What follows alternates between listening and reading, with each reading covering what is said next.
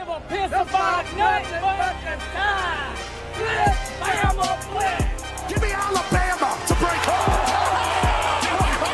It's when somebody takes what's yours, and this is our game. It's our time. And here's the guy's trying to take it from us. So that makes this shit personal. Yeah, welcome back to TalkNBama, guys. It's been 24 hours since that South Carolina thriller. The Tide came out on top, but man, it was not pretty at all. Me and the crew is here to break it down tonight. Also talk about a little bit of bye weeks.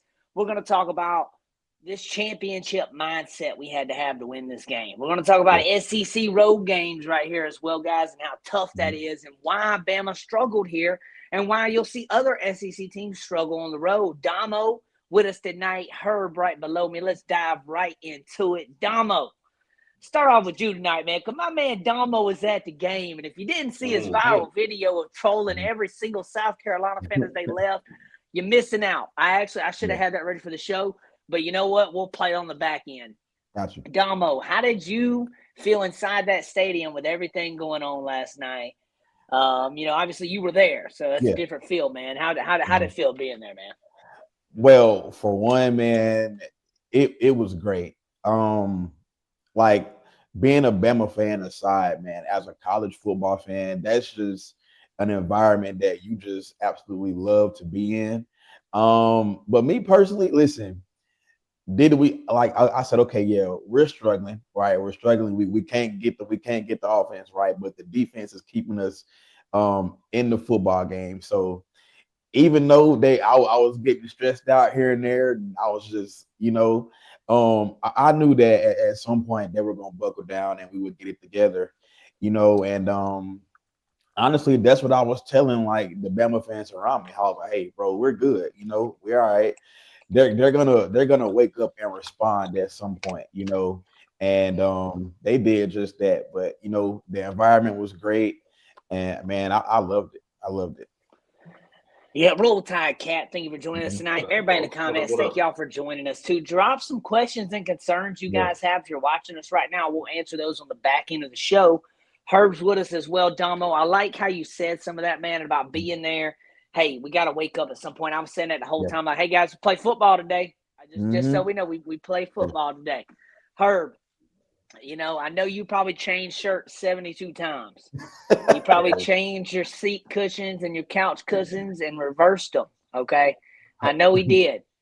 Hey, now, I think Herb ran through about 3 or 4 title titles also. Man, so we were at a birthday party for the first half. So I'm just sitting there like upset. We get home and somebody else asked us for the second half, hey, y'all want to come over to the house for the second half? I said, no, I got to get back to my routine. If you got any kids watching, don't listen to the next part. But by the end of the game, I'm sitting there, socks, draws, and hat, taking shots. That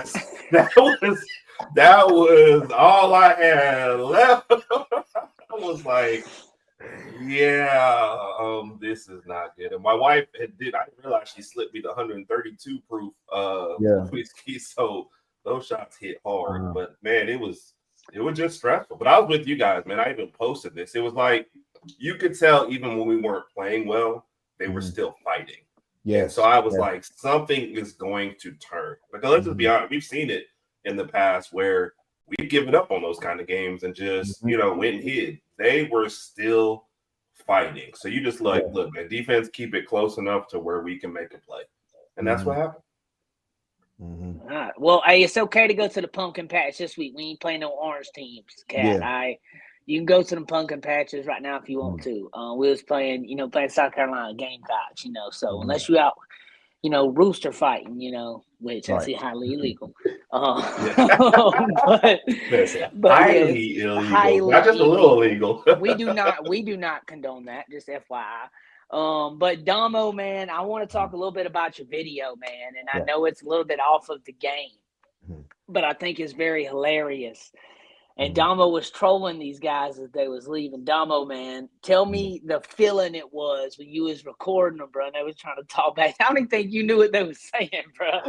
I keep trying to go back and like try to interpret what he's saying, but it's like I'm talking so loud, so it's like it's distracting me. So I don't really know what he's saying or That what what they're Domo saying. said, homecoming.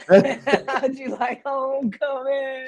Man, it was very surreal, because they were that fan base was confident the entire game, right? I can't tell you how Should many have been though. times. I mean, what was Yeah, going on? I mean, mhm, I see why they was confident. yeah, every right to be, and I can't tell you how many times I was getting told we're about to beat y'all. Um, so man, when when the clock hit zero.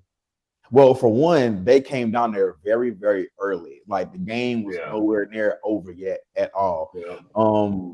I think we It put was like together. 10 minutes left in the game, bro. They were Yes. showing on ESPN. People were coming Mhm. out they were going down the ramps to go Yes. down to Yes. the field. And I said, oh, I wouldn't do that yet, buddy. Yeah. So No. there's 10 minutes left in the game, and they are already, coming down the ramp or whatever and filling in. And at that point, we still have the football. Right. And so that was in the middle of our long drive when we tied the game up, right? Mhm. So when we tied the game up, I looked at them. I was like, okay, cool. And listen, these people were climbing over the bleachers and everything like that. And so when we gave them the ball back with like 2 minutes left or something like that, right?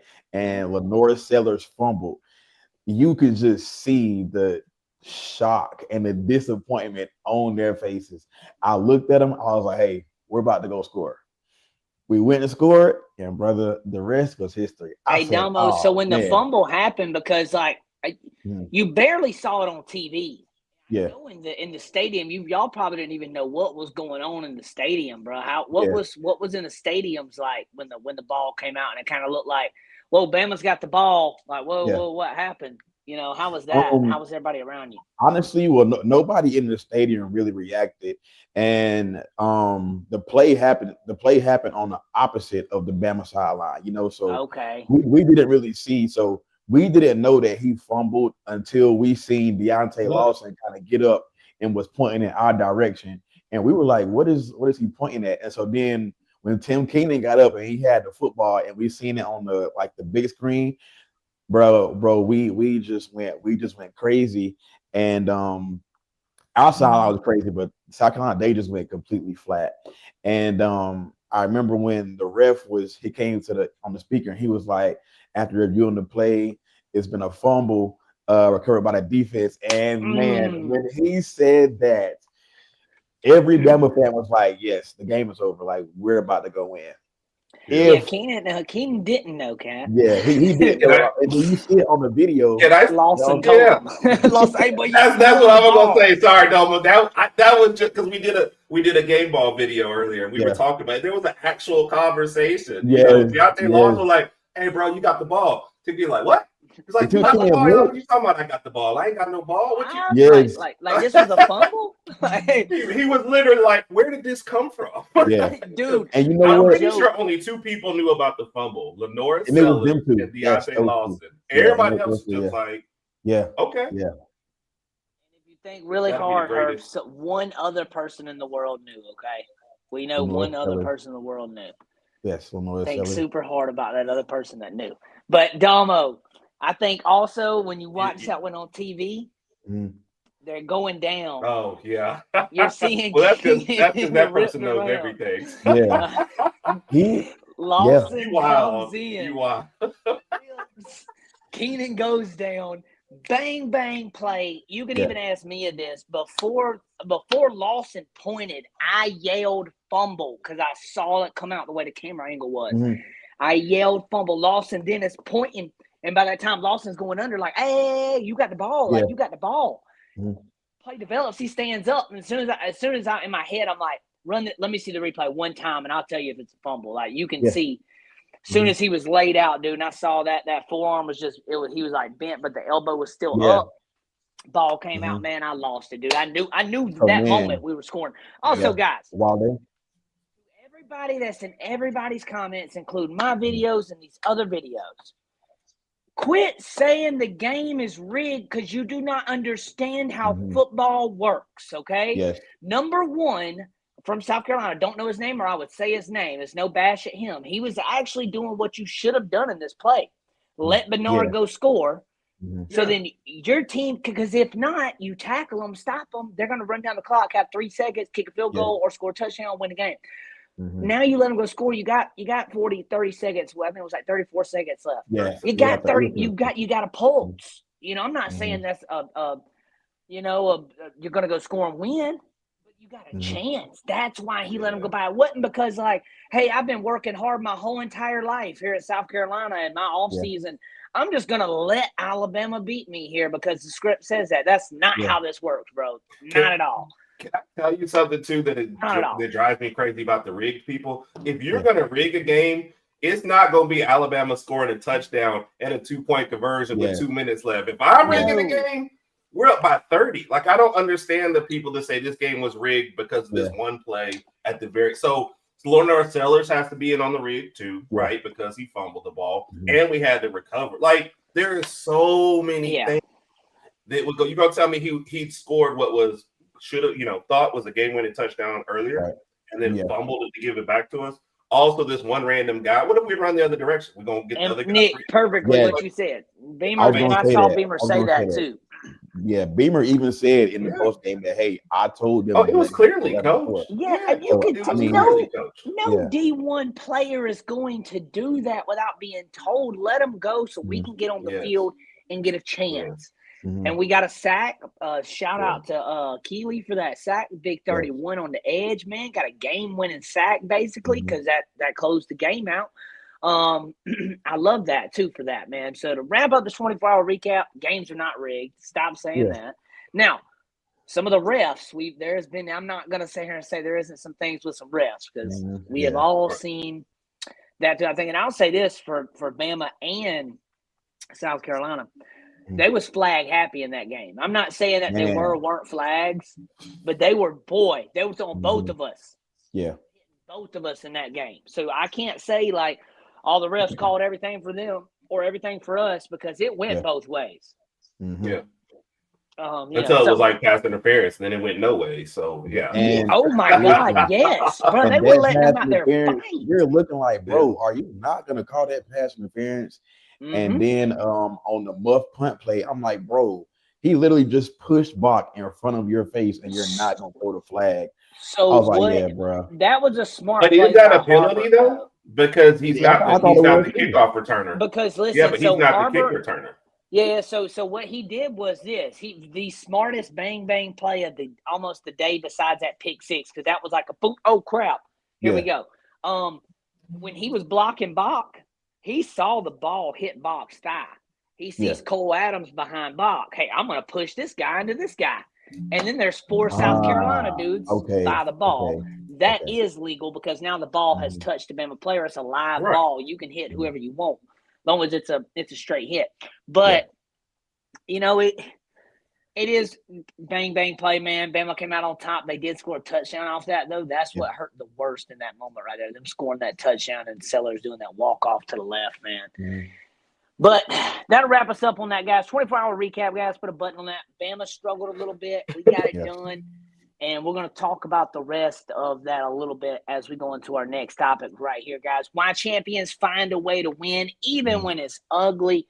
We all know that game yesterday was not the best at all. You've always heard Nick Saban talk about the standard. This wasn't Bama's best game. You've heard even DeBoer mention, like, Bama hasn't played Bama's ball yet, 4 quarters of Bama's ball, best ball. We haven't seen it. We did not see it here yet either. We barely saw a quarter combined in this whole game. We had some sloppy play. Defense, though, I commend the defense. A lot of people have been giving it heck and trash, but I'm liking the defense coming where it's at right now. They bailed us out of some nasty situations yesterday and was on the field a lot. And got a turnover at the end to help us turn the game over. A game-winning sack, not letting them get down there. Those are clutch plays by the defense. Domo, how do you feel about why champions find a way to win even when it's ugly, especially how the Tide got that win yesterday? Yeah, well, JT here, I think that we can all agree that, listen, if you want to be a championship team or you want to be considered a championship team, an elite football team, right? Elite football teams and championship football teams find a way to win, no matter how the game is looking. You're either going to find a way to win or you go down fighting. right? And I think that is what this Alabama team did, you know, and especially breaking up the defense, man. That did the offense come through in the end? Yes, they did, but the defense is the reason that we won that football game, right? And the defense came up. They came up big for us. I would say 2 times, and some people would say like this is kind of too early, but when South Carolina had went up 3-0, and then we came out on offense and couldn't score, right? And the defense gave us that pick six. They kind of set the tone, like, hey, if it's gonna be that kind of day for the offense, okay, we're gonna have to step up, right? And man, throughout the game, bro, they were just getting stops, and they held South Carolina to 6 points through 2 quarters, you know. And even when they came out and scored on that bomb throw on the first play after halftime, you know, the defense, they never dropped their heads, never lost energy or anything like that, you know. So it's college football, man. You're gonna get everybody's best shot, right? Yeah. So you either find a way to win or just go down fighting. So that's what I think that, you know, we did yesterday. Yeah, I agree definitely with going down the win right there. Herb, why champions find a way to win, man? They got ugly yesterday. Why do you think that Bama turned this out right here? Is this championship type team? Did they show you something yesterday? Yeah. So first off, to echo that, man, the defense was on the field. It felt like all game. The offense didn't do much, you know, it felt like at least 3 quarters. The defense also had the first score. So for them, and look, before the season, we had 3 games that we were looking at, right? At Georgia, at South Carolina, at Auburn. And I was like, you know, if we go 10-2, I think we're going to lose a couple of those. So it's not just because South Carolina hasn't been playing well. This was not a slouch team that we went to. And miraculously, they got healthy before this game, almost like they sat everybody the week before just so they'd be ready for their, you know, and this was clearly their Super Bowl. So, you know, that all plays in the factor. There's 2 real drives, though, that I look at. The drive before the end of the first half where we finally got our first touchdown, going forward on 4th and 3, right? Ty had not played well yesterday. But on that drive, he was sharp. And then on the game-tying drive, he was sharp. And I think a lot of what you're looking at, especially offensively, comes from your leaders, you know. And I really think if you look at the offense now, you look at Ty and you look at Jeremy Bernard, and those are 2 guys who are like, look, we're getting this done one way or another. And I think that's where it starts. So I'm saying a lot on offense because, like I said, I think the defense was fine yesterday. If we'd said, hey, later in the year, we're going to go to South Carolina and give up 22 points, I think everybody would have been fine with this. Okay, offense going to hit like 30, 40, right? We'll be fine. So, but no, I think it starts with your leadership. I think it starts with your players. That drive before half was huge. And then you just could kind of feel it when we were down 8 and we started to put some stuff together. I think everybody just felt like, you know what, we're going to finish this drive off with a touchdown. We're going to get this done. So, and you need games like this for your championship pursuits. You know, you have to. We saw Florida State, and one of our biggest things was we didn't see the fight. I feel like that flipped right here. I don't think people really give it enough credit for 4 ranked games, you know, 2 home, 2 away, going through all of that. The 5th game before the bye got to be the worst. Because, you know, half them guys were like, bro, I'm tired. I just want a week off. You know what I mean? Everybody knows the last couple of days at work before the weekend, Fridays, you don't get anything done. So this was their Friday. This was their game. And they fought through and made plays when it counted. Yeah. And Herb, to get on that too, right here, when you talk about the teams Bama beat, a lot of people will talk about teams they beat and then they no longer be ranked or they don't have as many teams ranked. Let me explain to you real quick. Bama has actively ranked as of today. Number 5, number 9, number 14, and number 19. LSU is now not ranked. We play them, but they're actually not ranked right now. We still have ranked Oklahoma on our schedule. That is the only ranked team left, number 18. They might move up a spot or 2 by the time we see them. Also, we're going to get CFP rankings coming out November 3rd, I believe. It's the 3rd. I think 2 weeks. 2 weeks from now. Like 2 weeks from now. So that'll be a good one to look at there too. And guys, before we move on topics, I want to ask something real quick. And I want you guys, you can give a yes or no answer to this one right here. When you look at Bama's past teams, even like the best defensive teams we've had. We've all 2009 at Bama versus Tennessee. It was 12-10. two or three block field goals to win the game. Yeah. Okay. Some of the best defenses we've ever had has had a struggle game or here or there. Do we feel like this was our struggle game this year for the Tide? Herb, how you feel about it? Yes, no, maybe? I feel like Florida State was our struggle game, and then everything else to just kind of build on that. But no, to your point, definitely. And the thing that's different about those, man, you had, juniors and seniors on your front line, and you had juniors and sophomores behind it. We're getting this done now with freshmen filling in everywhere, sophomores that didn't have big things. So it's a struggle win, but I think everybody's growing up on the job too as well. So absolutely a struggle. And, every championship season has a game like this that you pull out where we were getting smoked the whole game, So what it felt like, even with a 14-6 lead at halftime, it didn't feel like a lead. So anyway, I'm talking too much. JT say yes or no. Yes, JT, I think You're good, Herb. You good. You're giving it like it is, baby. Domo, is it a yes or no for you? Was this our struggle game, like our struggle win game? Obviously, we know what happened in Florida State. Yeah. I'm going to say yes, right? Because we all know what the narrative was for DeBoer coming into on the road, unranked games when you're favored by double digits, right? Like, hey, this is going to be a game where are you for real or you're not for real? You know what I'm saying? And man, just to see the way that they came together and they just fought for 4 quarters, bro. It was great to see, man. I couldn't be more proud of the team. But yes, I do think this was a struggle game. Yeah. Yeah, definitely probably was as well, guys. And the switch games there, guys. We only have one more road game left, but I want to talk about it because we just had that SEC road matchups, how tough they actually are, guys. Yeah. Everybody talks about I actually seen a Clemson fan post this earlier, and I'm going to use this as an example. He posted the whole SEC right now, their wins, losses, who they lost to, all that. And he said the SEC is deep. And and I was like, yeah, it is. And then somebody in the comments was like, what the Big 12 is too, and they list out the Big 12. And it's like, at what level of competition do you play? Because, I mean, we're getting top 10, top 15 matchups weekly in the SEC. Weekly. Sometimes there's 2 or 3. I looked the other day, 2 weeks ago, all 3 ranked matchups that week. Guess where they were? All 3 SEC games. There were 6 SEC teams playing each other. Yeah. That's what I mean by it's going to get to where it's a cutthroat thing. And Mississippi State almost threw a wrench in it as well. Yeah. But I'm so glad that Texas came back and won that one now because nobody likes Brandon Walker. And that was hilarious. But the grind of the road matchups here, guys, to get back on where I'm getting at is this. It can get crazy on the road in SEC. Yeah. Wow, we have one more coming up. One more road game coming up, Damo. We ain't going to jump ahead too far because we got 3 home games and we got to finish out strong at Bryant-Denny.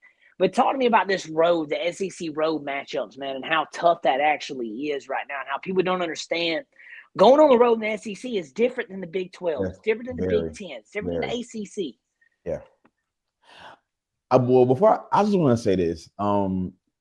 It's okay to be a fan of a certain school or like a certain conference, but you also have to be a football fan as well, right? And I'll say it to say this. There is no way that Big 10 and Big 12 fans and ACC fans think that they are playing better competition week in and week out than the SEC. I don't know what football you folks are watching, but it's, you know what I'm saying, it's not going down like that. But listen, man, road games in the SEC, bro, you're going to have to come with your A game. You know what I'm saying? Because you're playing so much, you know what I'm saying? You're playing the crowd, the environment, the team, the coaches. You are in enemy territory, right? And if you're not on your A game when you're going on the road, bro, like it can get bad for you, okay? And it can get bad for you very, very quick, right? And one thing that I think is one of the tough things to do is you have to take the crowd out of the game very, very early, okay? And yesterday, that's something Alabama really could not do, okay? That crowd was in the game the entire time. So that's what I feel like made the game even harder than what it already was. But hey, man, in order to be good in the SEC, bro, you gotta be good every single week, no matter if it's at home or on the road. So all I'm saying is I would love to see some of these Big 10 and Big 12 teams come to the SEC, right, and play some of these road games. And let's see if y'all make it out. Somebody said if Indiana was in the SEC, would they win the SEC with ease? And I laughed. No. They might be 8-4, son. Yeah. I think when they look at those, they're like, if Indiana played any one of these teams, would they be favored? Okay, sure. But if they had to play them all in a row, it's just a different thing. That's what I was about to say, Herb. Yeah. You get nicked up in games that you don't expect when you're playing SEC people. It's just different down here, man. And one thing about this whole road matchups, I don't think what people get, especially in college, most of your team is 18 to 22-year-olds. I know, unless you're like the Poppies of the world, you're like 30. But for the rest of them, it's 18 to 22-year-olds. It's basically kids. Those are the kind of people that feed off of crowd energy way more than the other schools. It's like it's why NBA and stuff, they'll be like, hey, bitch players play better at home, because those are the kind of people that don't get a whole lot of burn, who all of a sudden the crowd is feeding you. So that's why college is just way more emotional. Sometimes in the NFL, you got a 32-year-old veteran over there who's like, bro, I'm collecting my paycheck. I don't care what the crowd says. You know what I mean? But in college, they feed off it. They get pumped up for it. It's that big weekly event. Yes. And nothing like South Carolina, that could have saved their season. Being over there thinking, does this save my job here, or do I head over to Virginia Tech? They get up for those games. And you look at it, like, let's take Indiana, like you're going to Rutgers. Ain't nobody from Rutgers making the NFL. Nobody cares. But you go to South Carolina, they're going to have a couple of linemen in the NFL, right? You go to Mississippi State, they're going to have a couple of linemen in the NFL.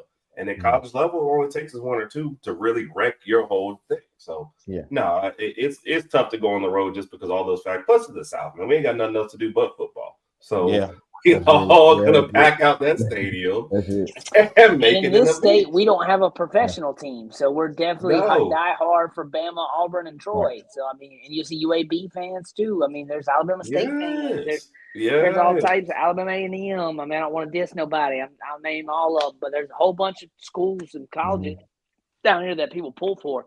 Is there anything you want to add, or was that your go, Herbert? Or do you want to add something? No, I'm good. Yeah, I'm good, man. Matchup record. You kind of said what I feel like what you just said tagged with the topic right there, actually. And to button up this, guys, it's tough to win in the SEC, especially on the road. So we'll take that win on the road. We'll get our butts back home. William Bryce was nice and loud. We'll get back home, and then we will talk about what is next for Bama heading into the bye week. So I'm going to ask a general question. I want y'all to answer the general question, and then I have two different questions I'm going to ask both of y'all about this. I'm going to break these videos down, guys. So now that the Tide gets a much-needed bye week right here, what's the one thing Bama has to fix or focus on before the next stretch? Domo, start us out. I think that the answer is pretty all clear, and that's running the football. Listen, yesterday, man, that run game did not look good at all. I think through like 3.5 quarters or whatever, we only had 47 rushing yards on the ground. I don't know what we ended with, right? But it was a struggle for Alabama to get it going, on the ground. And I credit South Carolina to that. They played great defense. They honestly did. But yeah, I think we could all agree that, man, the run game needs to be like a point of emphasis, definitely going into this bye week. Yeah. Herb, what's one thing Alabama needs to fix or focus on before this next stretch? And just for your point, Jam had 30 yards. The next two running backs was a wide receiver and your quarterback for your yardage. Yeah. So, who was our leading wide receiver at one point was Daniel Hill. Yeah. No, he ended the game as our lead wide receiver. Oh, he did. He even ended. Okay. Yeah, he did. Okay. I didn't know if Bernard did or didn't, but I know he ran the ball. No, only 5 catches too, but that 41-yarder really pumped him past everything. So I'm gonna give you 2. The second one's gonna be something you can't really fix, but get healthy. Like all the injuries are piling up. Yeah, of course. But to flip the other side of what he said, the run defense. We've got to figure out a way to I don't know if it's eye discipline. I don't know. We're not gonna get whatever, but we got to slow down these big runs that people are getting on us. We're like bend but don't break at times. Then all of a sudden, here comes a random play for 41 yards, where just nobody is around all of a sudden. Mm-hmm. So I think it's the run game. And I agree with Domo. It's the run game on both sides is what I would think. So, and a lot of what people are putting over there kind of stem from that. The O-line, I feel like, is a part of what Domo said, fixing the run game. So something's got to change there. Our O-line looks like great and then terrible. And there's just kind of like no in between sometimes. Yeah. But I feel like that's an extension of the whole thing. I also want to add, man, a big emphasis, like, get your rest also. Okay. Yes. Like we just went through like a brutal 5-week schedule, physically, emotionally. That has taken like every single bit of Alabama to be at their best, bro. So hey, man, these players, man, get your rest also, bro. Yes, because y'all have earned that, bro. Y'all work for it. Yes, get your rest, bro, as much as you need it. So yeah. I'm into that too, guys. Get your rest, get healthy, run sides on both sides, offense and defense. So real quick, Herb, right here, this is a solo question I want you to break down right here, guys. We're going to chop this up into a video. So Herb, break this down right here, guys. What is one player you think that will benefit most from the bye week for Alabama? And go. Oh, that's a good one. Like the first person that comes to mind is Jam Miller, because I don't know if he's 100%. You've already been banged up and out twice. So he's the very first person that comes to mind, especially from the running back position. And then you might also think Isaiah Horton, just because he hurt against Florida State, hurt in this game. So you know how it is with football. You don't know if the little nicks that you get add up, and if you keep fighting through, you know what comes up. So I'll give you Jam Miller, Isaiah Horton, and man, a third wild card, Ryan Williams. Something still feels like it's going on. Sorry, Domo, if I'm taking all the people. Nah, you said your question might be different anyway, but okay. So that's my trio, and everybody knows I'm an offensive guy, so I want to go out and score 40, 50 points every game. So I'm giving you offensive players. But that's I like that, especially the Williams, man. I was screaming at the TV after he had that drop. Throw him the ball the next play. Throw him the ball the next play, because he sat down over there and he sat down for 10, 15 minutes. Soak that in, forget that play. That's what I'm saying. You got to get that play over with. Get him the ball the next freaking play. Throw him the ball. He's got to get that drop off his mind. Like that's something that I think is going on. Also, sophomore slumps too is a thing. I think. I want to add to that. So when he dropped it and they came back to the sideline, I don't know if they cut the TV to it, but immediately when they hit the sideline, you can see Ty Simpson go up to Ryan Williams, and he was side to side with him, walking all the way down the sideline. So yeah, that was that's good. That's good. Let him. Hey man, we're good. That ain't nothing. I probably should have threw that a little better. Ty did get hit on the release. Now Ryan, I'm not. The ball still went to Ryan, and it was a good ball. So I can't say that was it. He did get hit on the release, though. But a lot of people some people were blaming the O-line. I can't blame the O-line on that one because he still did get it out, and Ryan had it. But just got to catch him, man. Ain't gonna win go too hard on that. So Domo, I got a question for you right here. Alabama's heading to the bye week. Okay, if you're the coaching staff right now, what is the message that you have for the Alabama Crimson Tide heading into the bye week? Just went through a gauntlet of a schedule right here, ranked team after ranked team. Tough homecoming road game in the SEC. Now we got a bye week to get ready. 3 home games, and then we got to go to that god-awful place, Jordan Hare. What's your message to the team this week? We are in must-win territory, okay? Everything that we are working for, that we're dreaming of, championships, a trip to Atlanta, a trip to the playoff, it is all right in front of us, right? Yes. We control our own destiny. We do. We control our own destiny. If Alabama does not accomplish any goal that we have set, it's because Alabama could not get it done. So I will also say, man, treat these next 3 SEC games like you treated the first 5. Come out there, one mentality, bring the energy, be physical, be fast, play great football, play Bama football. And I'll also tell them, hey, like, the world still has yet to see our best football.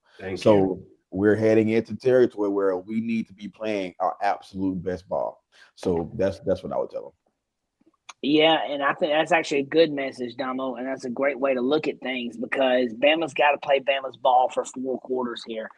The thing about Bama as of late is that we've played somewhat to the level of, I wouldn't say our competition, but the level of the game playing out. However, the game's playing out is how we're playing. So we're up 14. Okay, cool. We don't have to go score right now. That's no big deal. Oh, dang, we're down 8. All right, time to go elite mode and make 12 completions and go get a 2-point conversion that we haven't done all season long, but we're about to get it like we do it every single play. Yeah. Hey, that right there is, it gets me, but I'll say this too about this team this year. Now, this last game is not the best game to base it off of because we had our turnovers. Yeah. But we haven't been shooting ourselves in the foot like we were before. Now, this past game, we shot ourselves in the foot a little bit more. As you can see, we almost lost. Imagine Ty throws a pick 6. Imagine Ty throws another pick in this game or something, and then they go score off of it.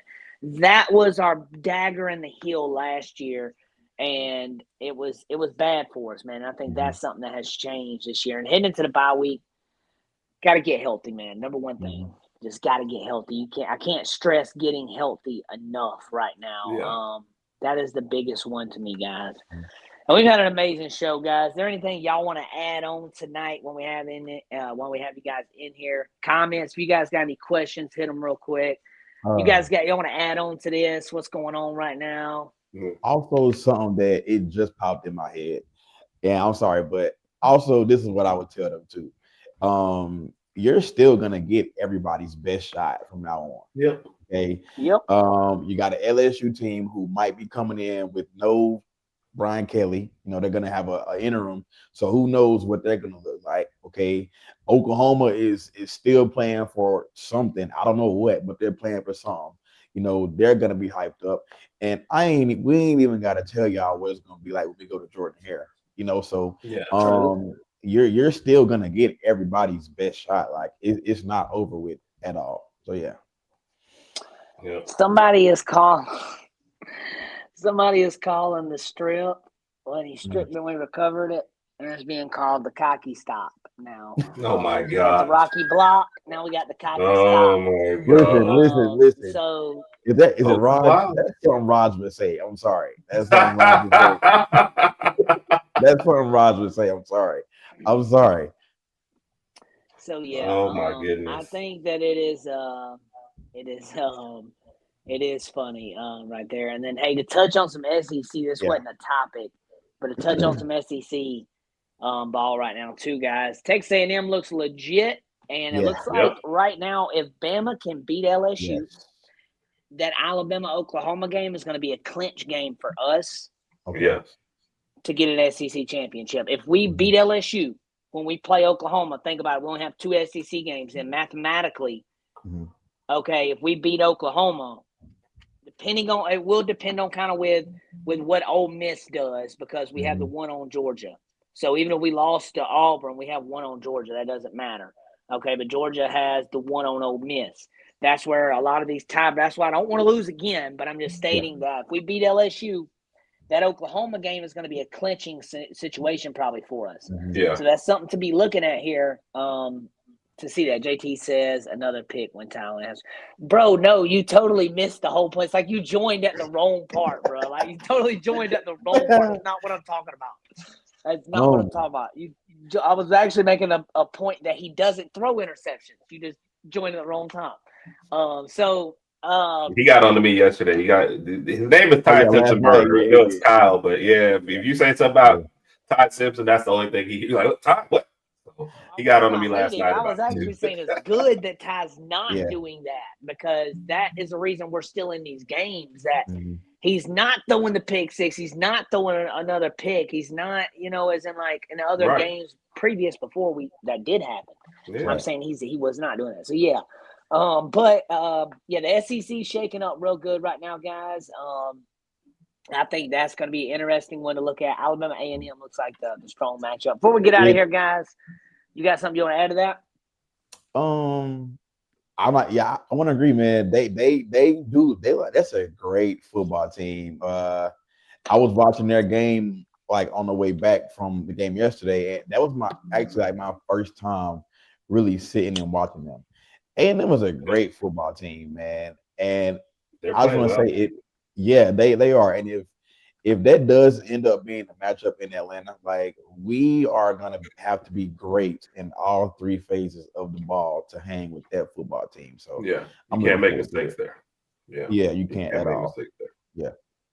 Yeah, you can't. And then also it's a couple ways you can look at that though, guys. But I think that Bama, A&M probably rounds up. Herbie, got anything you want to add to that real quick? Are you good? No, I never thought we'd get to a point where Alabama be undefeated in the SEC and we're yelling at the defense and we're yelling at the run game and we seem like unhappy every other game, and yet, and this team is just finding a way. I think the bye is perfectly placed after that little bit of gauntlet we went through. Like Domo said, man, it's the playoffs from here on in, man. Yeah. I think make it easier on yourselves and just beat LSU and Oklahoma, because there's a glut of one-loss teams in the SEC. Luckily for us, we beat Georgia, we beat Vandy, but they're still sitting there. Ole Miss doesn't look like they're going to lose another game. You just want to take it out of their hands. At the very least, if for some reason tiebreakers you don't go to the SEC championship game because of where you're ranked at, you're making the playoffs. So, like you said, win the next two. Then you got a week off basically, and then you can worry about Auburn. But they can't do like we're doing. LSU is the next game. That's all they got to worry about. Handle LSU.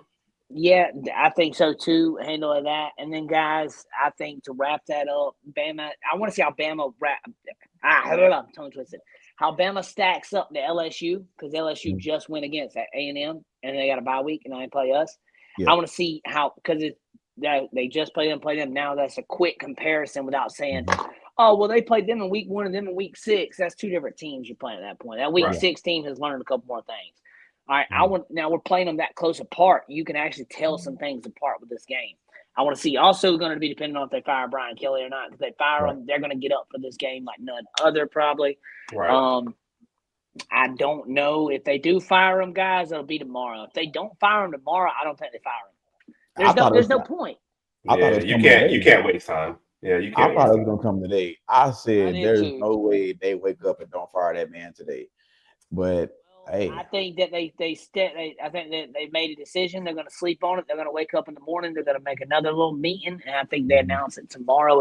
If they do, it will be tomorrow. If they don't, I don't see them doing it then. Not this week, anyways. I don't see them doing it. He said, the problem with all this going back and forth is half your team is ready to go now. Like, so the coach probably not gonna be here. Yeah, it's time to get. So, and guys, people are already being talked about. Yeah. Announce this too, guys. We have Talking Tide Hoops coming right here to Roll Tide Nation. We're gonna be talking Bama basketball, guys. Join us on Thursday nights right here, 7 p.m. Central, 8 p.m. Eastern time, guys. Hosted by your boy JT right here. We got Domo going to be with us. We got Hunter going to be with us. And we got Jeff from Way Offsides podcast. If you guys watch him off the All Sides crew, we're going to have Jeff with us, guys. So we're going to be talking Bama hoops. We got some great things coming. First episode this Thursday night. Make sure you guys join us. We're going to be talking about a lot of great things, guys. Yes, sir. Make sure you guys tell everybody about it too, brother. Let them know Bama hoops here. Tell a friend to tell a friend about the podcast, guys. That's a brand new show that we have coming here on Roll Tide Nation, guys. And make sure y'all hang tight with us because we have more stuff coming. That show will also run after football season, so make sure you hang tight to keep that fresh content right here. Domo, let the people know where they can find you at, where they can follow you at, man. What you got going on, brother? Domo Reacts. I ain't gotta tell y'all how to spell it, right? If y'all ain't seen me on there by now, then I don't know what to tell y'all, but no, I'm just playing. Follow me on TikTok at Domo Reacts. Okay, that's DOMO_reacts, right? Friday nights, the Bama Blueprint with my guy, my brother Hunter. Okay, and of course Sunday night Talking Bama. Okay, I'm on here with the best Bama sports voices that you're gonna hear. So I'm planning on being in Tuscaloosa for the Eastern Illinois game. Okay, that is the plan for right now. So hopefully, man, I get to see you guys out there. And if I do, let's go. Yes, I'm trying to make that one. Gonna see if we can. We can't. It's gonna be fun either way. If not, I do think Herb and them gonna be close by, bro. Herb will be able to I'll be roll out over there. for sure. Yeah, Herb's always popping up. We have a good time every time we go. So Herb, man, let the people know what you got going on, where they can find you at, man, and what y'all going on over there, man. Herb and Raj podcast. You can check out our YouTube channel. Game Balls dropped today, so give us a comment to who you like. Darnell made an appearance on a couple of shorts, so Raj is we're trying to keep his neighbor at bay, so you can check that out as well. And then Wednesday night, the live show. Finally, probably a relaxed one since we don't have to look ahead to any game. So I don't lie, I'm looking forward to a week off too, just along with the team. Yeah. Although Saturday I'm gonna have no idea what's going on. My timing's gonna be all off. My wife is already trying to schedule stuff. So we'll see. What we got? Tennessee, Oklahoma this weekend. Yeah, I got a question for you guys. So with Bama not playing this weekend, do you think that we're good at 4, even if they were not playing? Or I think we're good at 4. I think the resume speaks for itself. Plus, who can jump you? I think too is a thing, because you're like Georgia's right behind you. They can't jump you because you beat them. Yeah, and Oregon can't really get up there because they lost. To Indiana, who's up there. So and also, guys, if we keep winning, we're going to play A&M for the SEC championship, which is ranked 3 right now. They'll probably be 2 at that point, 2 or 3. And then you're going to see Ohio State and Indiana play. So the top 4 and 5 is going to take care of itself in championship week. That's where I think the seeding gets twisted. Everybody's worried about us going to the SEC and losing and not making the playoffs. I'm not worried about it. We're going to make the playoffs. I'll be worried about a home playoff game at that point. But if we keep winning and we're ranked 3 and 4 or 2, somewhere around that 2, 3, 4 range, we're good. And we lose an SEC championship, we're not falling out of 6 or 7 range because people that play are going to jump us. No. Right. And they have also stated that strength of record or strength of schedule matters. And if that's the case, Bama's going to be sitting here saying, we play the toughest of the toughest. So one of our L's probably shouldn't even count.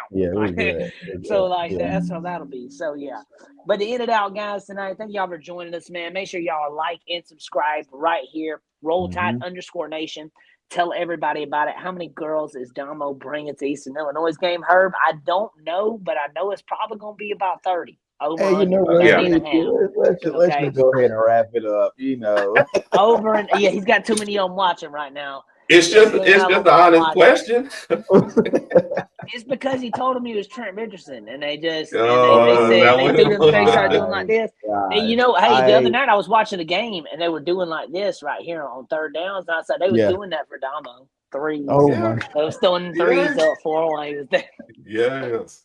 I heard he had his own section in the game. Like one of them was going to get him drinks. And he has a different one. One goes get drinks, the other goes get food. He don't let them cross like that. So I think that's all. One said Domo, one said reacts, and one of them's doing different things. So I mean, hey, like listen, you guys are hilarious, bro. Y'all are hilarious, man. I love it, bro. I love it. Well, guys, that'll wrap us up tonight. Thank y'all for joining us on Talking Bama, guys. We'll be back next week. Also, join us on Thursday night, guys. Once again, right here, I'm going to shout it out. Join us Thursday night, Talking Tide Hoops, guys. Me, Damo, Hunter, and we're going to have Jeff from Way Offside's crew on, guys.